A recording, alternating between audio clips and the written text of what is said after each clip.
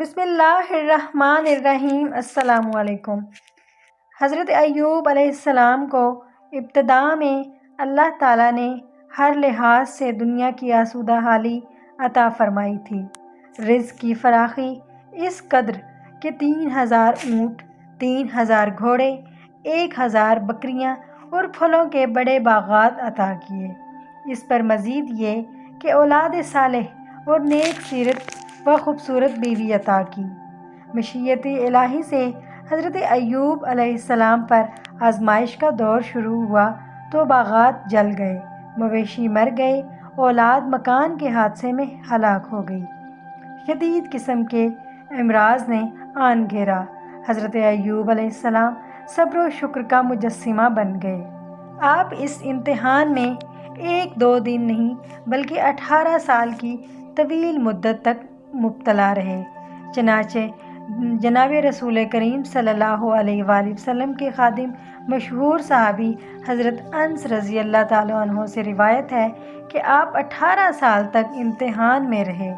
یہ بھی لکھا گیا ہے کہ جب آپ کے امتحان کا زمانہ شروع ہوا تو اس وقت آپ کی عمر 70 یا 80 سال تھی۔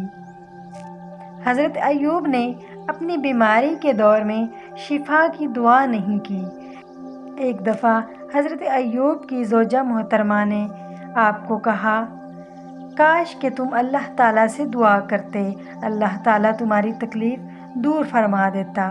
یہ سن کر آپ نے فرمایا، عیش و عشرت، راحت و سکون، مال و دولت کی فراوانی میں کتنا وقت گزارا ہے؟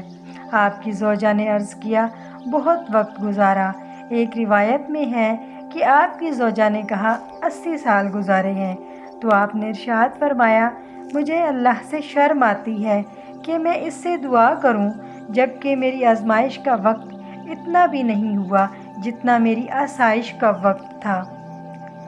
ایک دفعہ شیطان نے حضرت ایوب علیہ السلام کی زوجہ کو بہکانے کی کوشش کی۔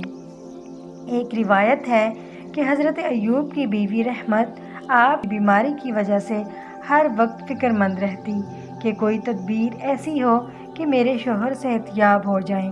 اسی دوران ایک دن شیطان ایک ماہر طبیب کی صورت میں نظر آیا۔ حضرت ایوب کی زوجہ نے یہ سمجھ کر کہ یہ کوئی ماہر طبیب ہے، اپنے شوہر کی بیماری کے علاج کے لیے کہا۔ اس نے ایک شرط پر علاج کرنے کو کہا، اور وہ شرط یہ تھی کہ جب تمہارے شوہر کو آرام ہو جائے تو صرف اتنا اقرار کر لیں کہ میں نے ان کو شفا دی ہے۔ گویا ایک نبی سے شرکی الفاظ کہنے کا مطالبہ کیا، اس کے علاوہ میرا کوئی اور مطالبہ نہیں۔ بی بی رحمت کا ذہن ان الفاظ کی گہرائی تک نہ پہنچا، کیونکہ ایک تو عورت تھیں اور دوسرے شوہر کی لمبی اور تکلیف دہ بیماری سے پریشان تھیں۔ حضرت ایوب کی زوجہ اس بہروپی حکیم شیطان کی بات سن کر ہنسی خوشی شوہر کے پاس پہنچی اور پورا قصہ سنایا۔ حضرت ایوب فراست نبوی سے فوراً سمجھ گئے کہ یہ حکیم شیطان مردود ہے، جیسے اس نے حضرت حوا علیہ السلام کو بہکا کر سیدنا آدم علیہ السلام کو بہکایا تھا، وہی حربہ یہ ہم پر بھی استعمال کرنا چاہتا ہے۔ بیوی کو بتلایا کہ یہ حکیم کون ہے اور ان پر ناراض ہوئے اور فرمایا، خدا کے حکم سے اگر میں تندرست ہو گیا تو اس جرم کی سزا پر تمہارے 100 بیض لگاؤں گا۔ حضرت ایوب کو شیطان کی بات پر اتنا غصہ اس وجہ سے آیا کہ اس نے شرکیہ پیغام دیا تھا۔ یہ ہے بغض فی اللہ اور تعلق معلّہ کی زندہ جاوید مثال، کیونکہ انبیاء کو جو تعلق اللہ تعالیٰ سے ہوتا ہے وہ اپنی اولاد تک سے نہیں ہوتا، جیسا کہ سیدنا ابراہیم علیہ السلام، سیدنا اسماعیل علیہ السلام کے تذکرہ میں ہے۔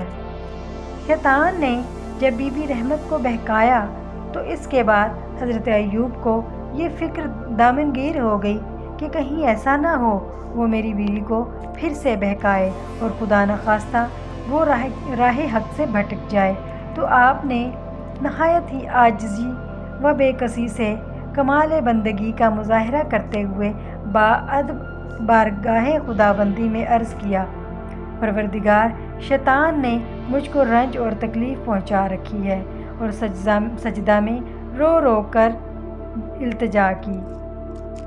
پروردگار مجھ کو سخت تکلیف پہنچ رہی ہے، اور تو سب رحم کرنے والوں سے زیادہ رحم کرنے والا ہے۔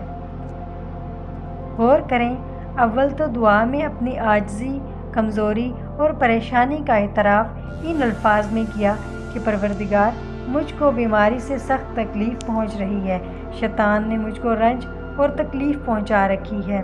یہ عدم کی تکلیف کی نسبت اللہ تعالیٰ کی طرف نہیں کی بلکہ شیطان کی طرف کی۔ اللہ تعالیٰ نے بھی قرآن پاک میں یہی حکم دیا ہے کہ انسان کو چاہیے کہ اچھی باتوں کی نسبت اللہ تعالیٰ کی طرف کرے اور بری باتوں کی نسبت اپنے نفس کی طرف کرے۔